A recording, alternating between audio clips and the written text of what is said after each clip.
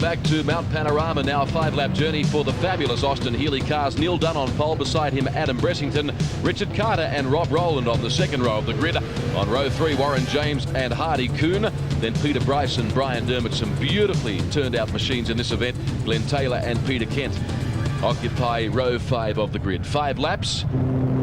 Dunn, the man on pole, driver of car 30. We're now looking at the second row of the grid.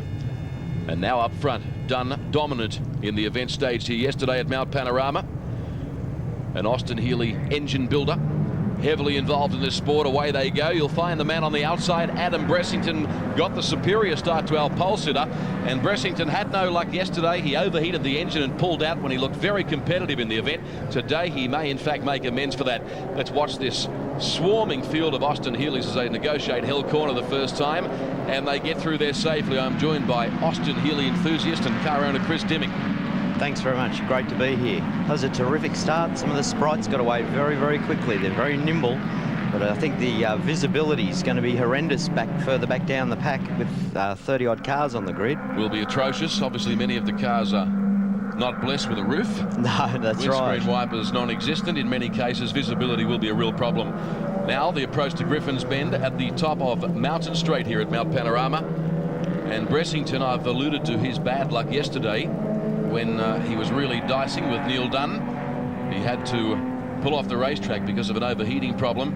Meantime, Neil Dunn has secured second on the racetrack. They are taking it sensibly at this early stage, and you've got to commend them for that. Yes, and as I said, the lighter sprites, we've got Peter Bryce from Victoria up into third, nibbling away around the back of Neil Dunn, looking for a way past him. He got a great start too, didn't he? Starting off posse number 7 on the grid, Bryce. Yes, he came 5th in yesterday's race, and I think the wet conditions are suiting him. They certainly suit Adam the Dolphin Bressington. Weather forecast here at Mount Panorama, if you may have just joined, the 7 Network's exclusive telecast of Bathurst 99 is for rain, rain and more rain. It's going to be a fascinating day of motorsport. It's a difficult enough racetrack to master without the weather creating additional challenges. There's our leader, Bressington. And we can see now Neil Dunn in second spot, followed by Bryce on the racetrack. They've actually made up a fair bit of ground on the race leader. I'd expect they're going to be fairly tightly packed as they get towards the end of the first racing lap. On the other side of this event, make sure you stay with us, won't you, for the 48 lap, 300-kilometre enduro for the brand new Bathurst V8 Tourer class. Really looking forward to that. And of course, the major highlight later on this afternoon, the Bob Jane T-Mart Super Touring 500-kilometre event for the 2-litre cars over 81 laps. Here's our leader, Bressington. That's the car that Peter Hopwood drove here last year. He had a brilliant drive in that car, spun on the last corner, and but he actually managed to pass Dennis Welsh, the reigning European champion, over the top of the mountain. It was a brilliant drive by Peter, and I know he's watching from home, and best regards, Pete. And he hasn't been well. Peter's last drive, it was in an Austin Healey here at Bathurst last year, and a great career. I think Peter was here 19 times at Bathurst in various categories, and his last outing was in that Eric Rudd prepared car. Yes, good luck to Peter Hopwood watching at home, one of the nice men of motorsport. Bressington, we're now watching, race leader, and is going to be approaching Murray's Corner for the run-up pit straight any second now, with 4 laps remaining in this Austin Healey event. They're spread out a little more than I expected as they approach Forest Elbow. They did look to be a little closer together, but there's no doubt the leading 2 cars have got plenty of straight line speed, and they've pulled away from Bryce. Yeah, the sprites are a bit slower down the main straight. They don't have the extra gearing that the big Healeys have with their overdrive on the back of the gearbox. So the big Healeys have effectively got 6 forward gears, and the sprites have really only got the 4 in their gearbox. You saw Peter Brock driving an Austin Healey around the racetrack. You took me for a run in yours on Friday. I cannot believe the torque that the Healeys possess. 3.6 seconds is the gap between first and second, Bressington and Dunn. Then a further 2.5 seconds back to our third place driver, Bryce. And there's Glenn Taylor. Looks like it's, you can't see through the spray, can you? It's Rob Rowlands from the Healey factory-sponsored car, just gobbled him up. Glenn Taylor's started his career in a Sprite. He's mostly in sports sedans now, but still loves the Sprite. And the cornering of the Sprite up the mountain, that's where the Sprites are quick over the top, but they just can't keep up with the Healeys down Conrod. Glenn Taylor in 19. You're now looking at him.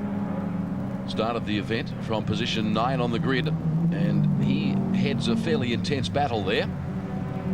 It's good to see all the Healey drivers giving the mountain the respect it deserves. Yes, in breezy conditions this morning, all getting sideways. It's Rob Rowland getting a bit twitchy there. Beautiful looking car. Yeah, it's a beautiful Healey 106. Rob runs the Healey factory, and a lot of Healey owners, their cars' good looks are owed to Rob.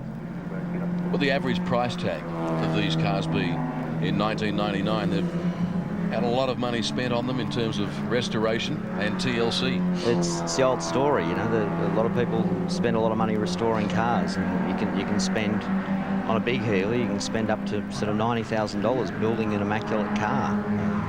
The Sprites are a lot more affordable, and they're a lot more affordable in the era as well.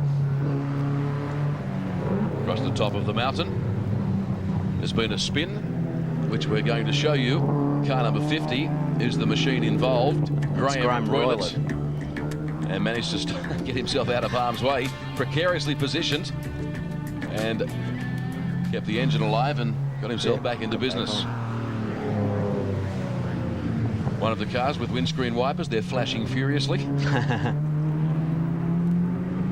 There's Neil Dunn actively involved, as I mentioned, at the commencement of the race. He's an engine builder and involved in all facets of Austin Healey preparation and racing, really. Yes.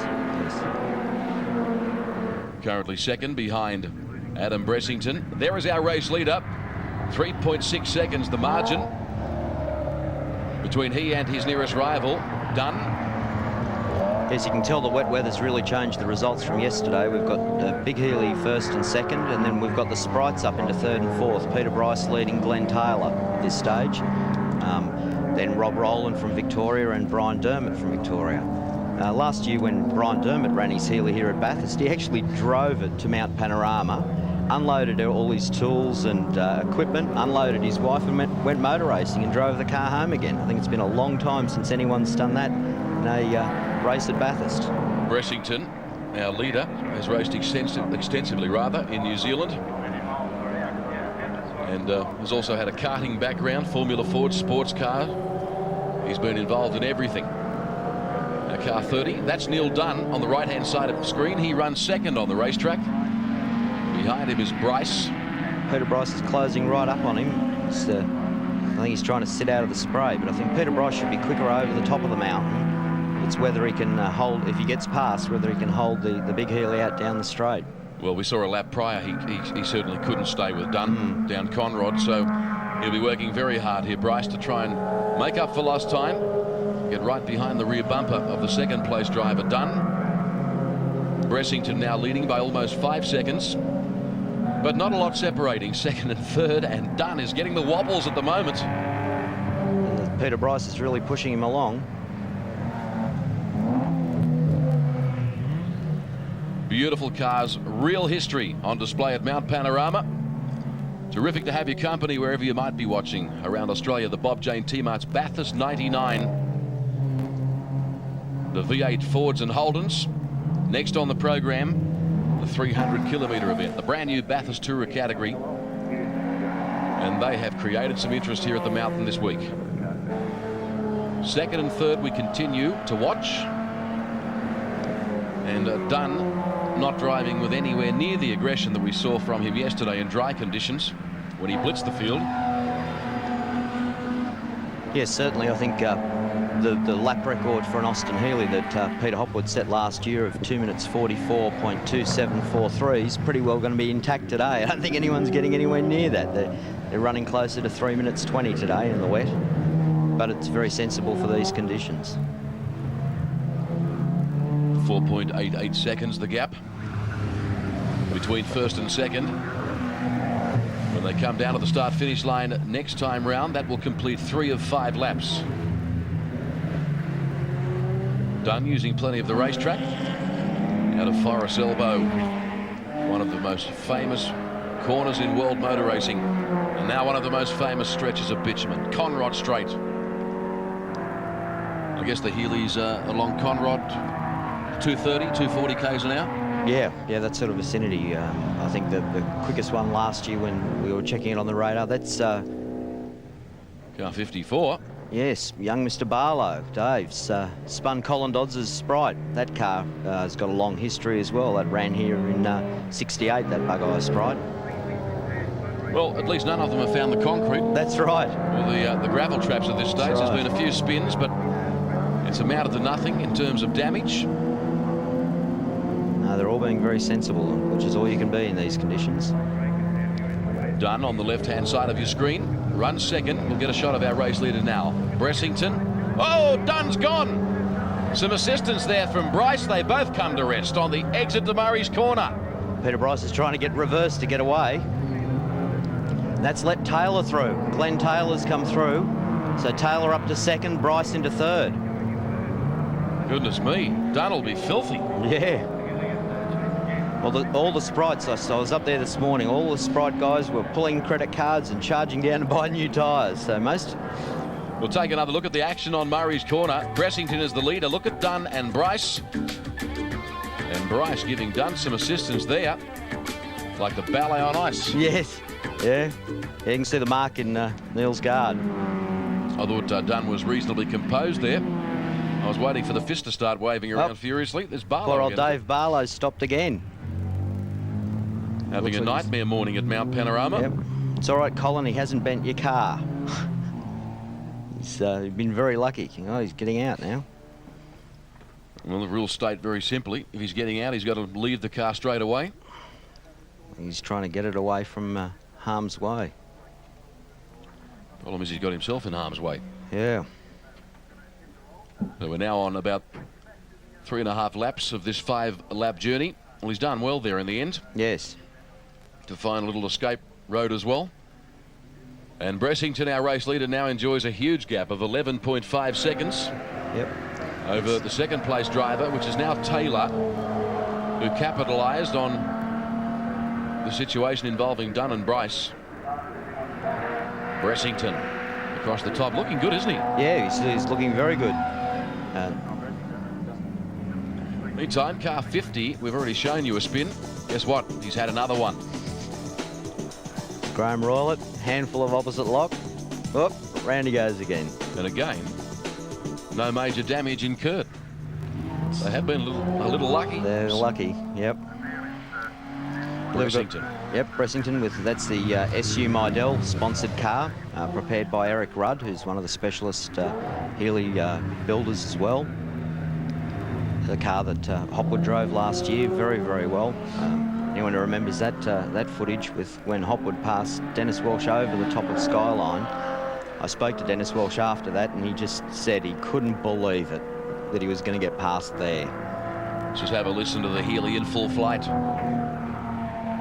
Certainly the cooler conditions would be exactly what the doctor ordered for Adam Bressington, because they had that big overheating problem yesterday, but keeping the times down and the cooler conditions, he's not having those problems today.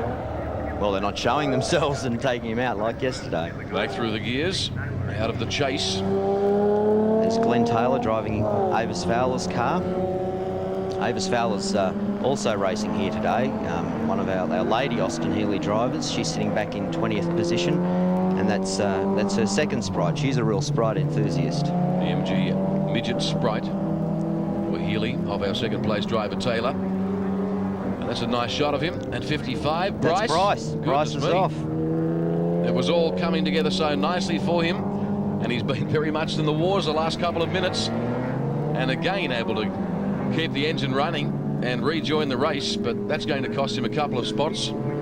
Bressington, meantime, is on his last lap of the 6.2 kilometre Mount Panorama circuit in Bathurst, and is going to win this by well over 10 seconds. Got time to wave to the marshals. No, I think he's trying to get the water off his windscreen. It's all blowing in there. He's got a hard top on, but he's got no side windows. There's the gap for you, 10.66 seconds. Bressington, the leader, back to Taylor in second. Dunn is running third. Rowland fourth, then Dermott. That's the top 5. And then a whole gaggle of Sprites behind that. Huge day of motor racing at Mount Panorama this afternoon in inclement weather conditions. The V8 Bathurst Tour is next up over a 300 kilometre distance.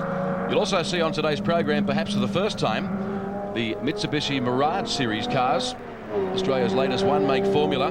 They're scheduled for a 5-lap event, and the ever-popular HQ Holdens, followed by the 81-lap Super Touring car event. Different format at Bathurst on the traditional October long weekend in 1999, but there's something for everybody.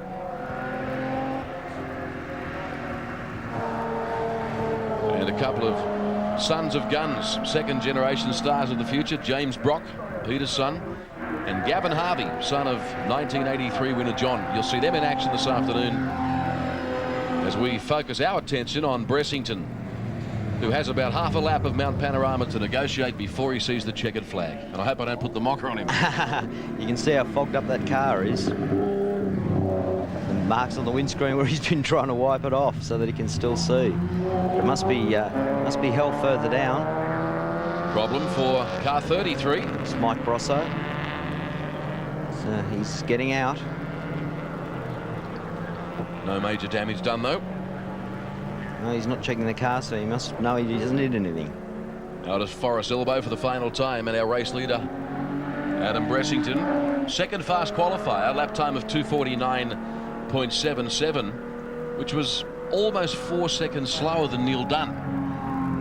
So the rain has certainly suited this man down at the ground this morning.